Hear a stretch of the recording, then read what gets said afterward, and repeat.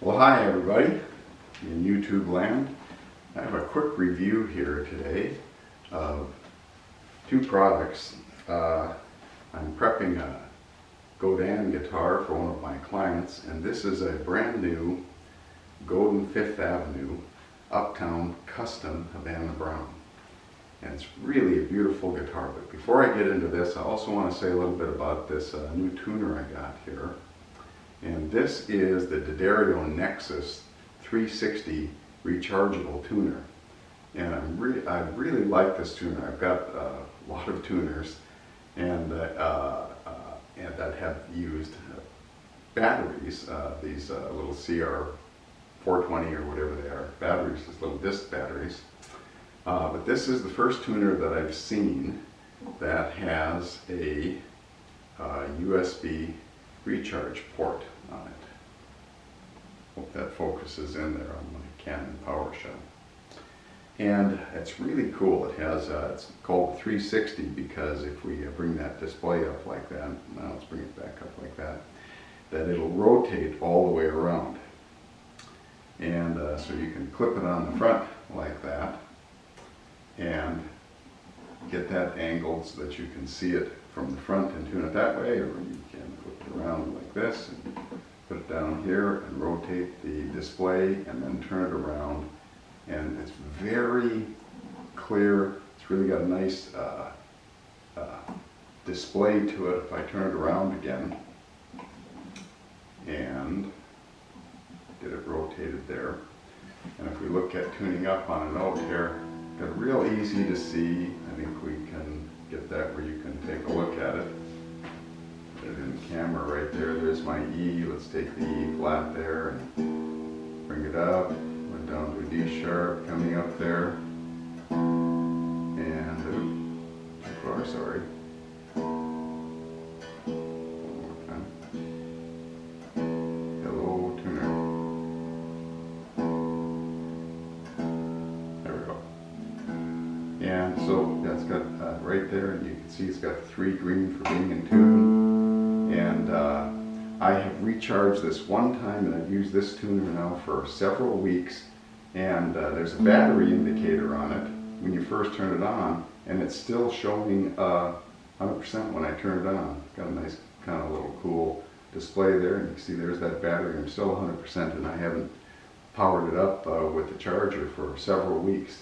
So it's a great device. I'm real happy to be free of those batteries. So I'm going to remove that so that we can see this really nice headstock on this Godin 5th Avenue. Let me power up an amp here and get a look at this. This is their 5th Avenue series. It's fully hollow.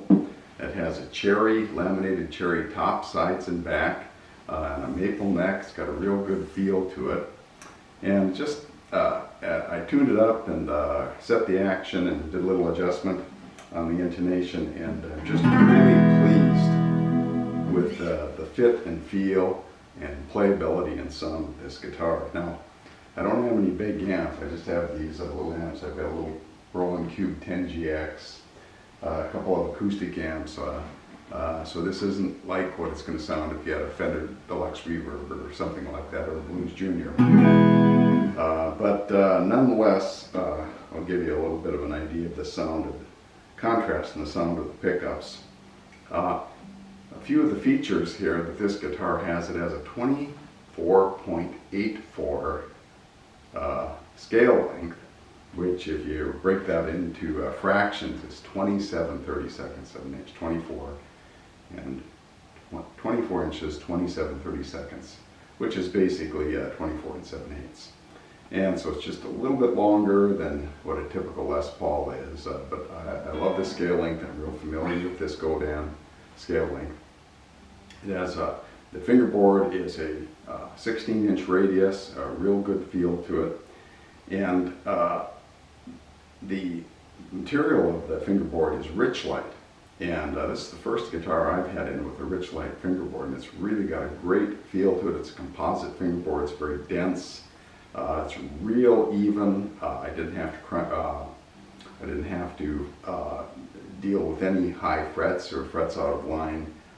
Very stable, and So that's a great product there. Also, with this, it has the Bigsby tailpiece and a really nice tune-o-matic bridge with roller saddles. And so it's real even. You know, it just stays in tune wherever you play it. It's got that night, you can get this kind of nice half-step drop real easily. It's already set very well. And when I was setting and adjusting the intonation, I realized that this bridge is posted, so that this bridge is not movable. It has a post on each side, so it's very stable, and that's good for when you're changing strings and ends, or strumming hard, won't move sideways, bass and treble side there. And it has this really cool pickup configuration of P90 on the front here, and so if we play a little bit of the P90 sound. Okay, well, we got get a little idea of that, and then down on the rear side here, it has the treble side. It has the this is a Seymour Duncan.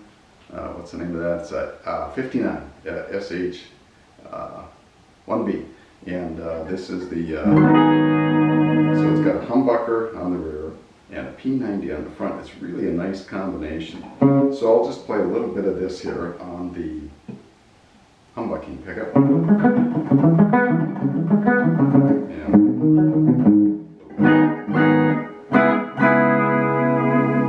Like that.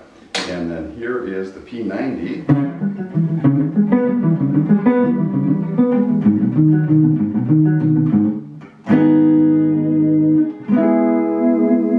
Good old half-step ninth chord there. And and then in between, there's just you know, another really interesting mix. There you go, and really smooth on the tremolo arm. It's very light. It's a fully hollow body guitar.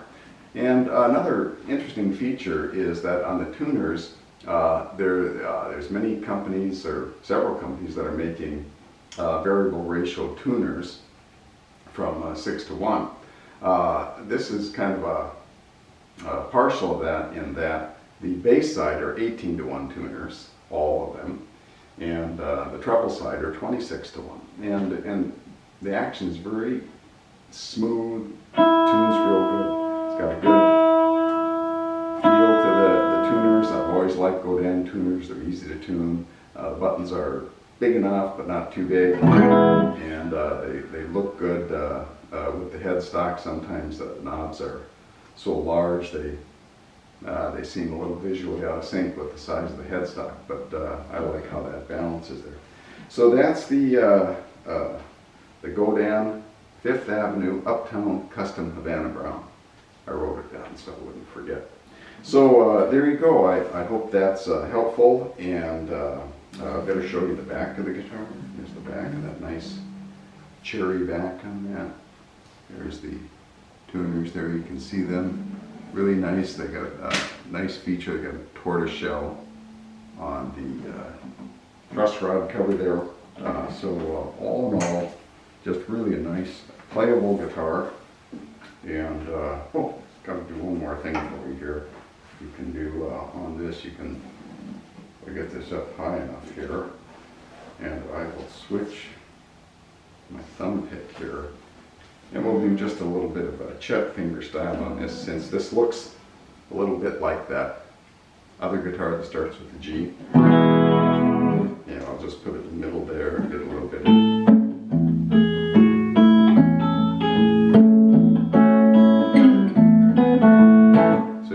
that, you know, that finger style sound out of this, and I think this would be a, you know, a serious contender as a rockabilly guitar. I'm not much of a rockabilly guitar player, but you can get that down there.